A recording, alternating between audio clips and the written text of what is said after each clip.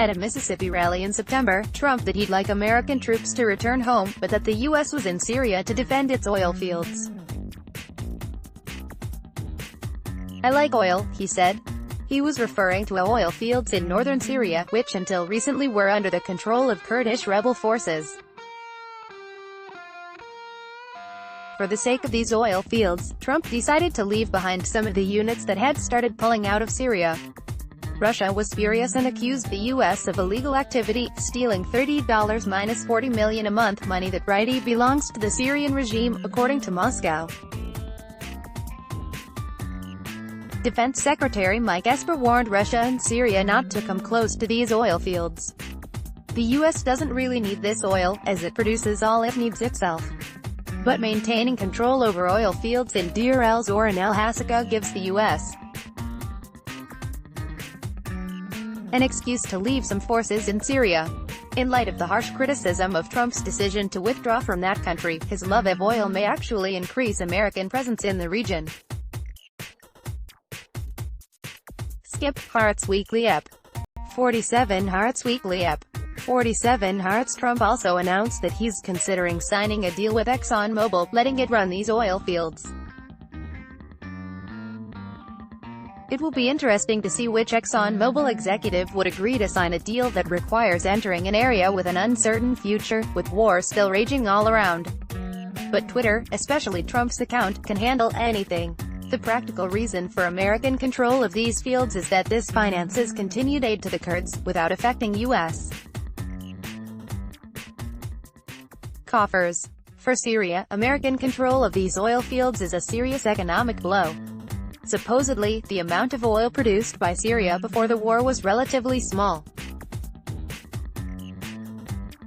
Official government figures showed that in the peak year of 1966, Syria produced 600,000 barrels a day. From that year on, the numbers declined, reaching 3 million in 2010 and ceasing completely when ISIS took over, producing oil for its own needs. The estimated oil reserves in Syria amount to 2.5 billion barrels, constituting 0.14% of the world's reserves. But according to an analysis by Dr. Suhail Al-Hamdan from the American University for Human Sciences, which has branches in several Middle Eastern countries, this number is highly inaccurate. In an interview to the Syrian website Anab Baladi, he explains that according to data he assembled independently, based on sources in the Syrian Energy Ministry, the Assad regime was producing 1.4 to 1.6 million barrels a day before 2004, but reporting only 380,000 barrels, with revenues from these going to the country's treasury. The remainder went to franchisees that were close to the regime and to the Assad family, who became millionaires by selling the rest of the oil. In 2011, the regime reported the production of 150,000 barrels of oil a day, while the local consumption totaled 250,000. In practice, more than 800,000 barrels a day were produced. In that period too, Assad's associates sold the difference within Syria or in neighboring countries, at reduced prices. U.S. forces patrol Syrian oil fields on October 28, 2019, AP photo, Bader Ghanam. As a result, Syria could present a deceptive picture to its Russian and Iranian allies, according to which it needed credit in order to buy oil, whereas in practice it continued to export it. Apparently, Russia and Iran did not buy this ruse, and have been engaged in a struggle with the Syrian regime over the right to produce oil and develop oil fields when the war is over. Related articles, breaking news and analyses in your inbox. Please wait. Thank you for signing up. We've got more newsletters we think you'll find interesting. Click here. Oops. Something went wrong. Please try again later. Try again. Thank you. The email address you have provided is already registered. Close. The main beneficiary is Russia, which according to Syrian websites has been awarded most of the franchises for producing oil, in contrast to Iran, which did not receive anything of substance. This applies to oil as well as to telecommunications, which Iran wanted to get into in a major way. If Hamdan's numbers are even partially correct, it's clear why Russia had a fit when the U.S. took over oil fields that Russia views as war booty it deserves.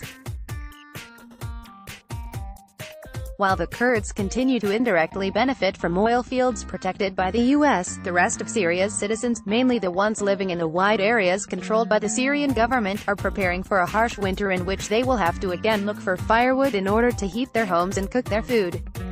12 million people who were uprooted from their homes are dependent on good neighbors and on aid organizations in order to survive. Recently, some of these groups, such as People in Need and the Syrian Watan Foundation, have initiated activities that could generate some revenue for families, mainly for women who've been left without breadwinners. One such project is called Cash for Work, in which men and women do some reconstruction work, cleaning, olive picking, rubble removal and cheese making. This is funded by these organizations, with the workers receiving a modest monthly income of $120, which allows them to buy basic foodstuffs and some fuel.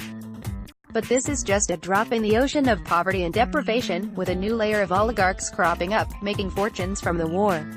The U.S.